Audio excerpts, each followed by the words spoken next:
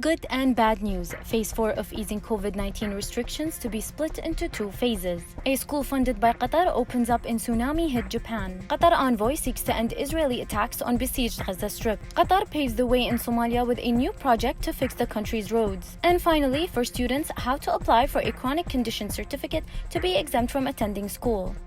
Hey, I'm Amira and this is the Roundup. Those were today's headlines. Qatar has announced plans to split Phase 4 of easing COVID-19 restrictions. The initial stage will start on September 1st and will be followed with the final stage on September 13th. Some of the much-anticipated changes include the opening of mosques, public transport, and cinemas, allowing small-scale weddings, and of course, allowing children back into malls. For more details, head over to our page for a complete breakdown. As the new academic year starts worldwide, children in Japan will be happy to know a new school has just opened up. Onagawa Elementary and Junior High School was funded by Qatar as part of the efforts to help with reconstruction after a 2011 earthquake and tsunami devastated much of the city. Qatar has contributed $10 million to the school project alone.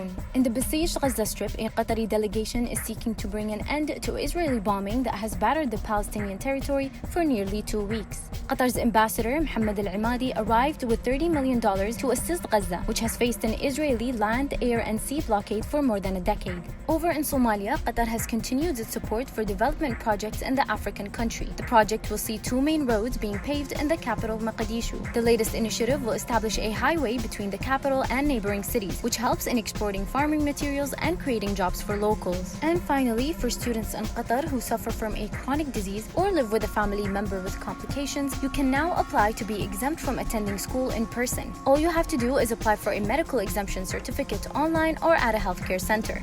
For more details, head over to our page. That's it for today's Roundup, but for more stories, check our social media pages and have a great weekend.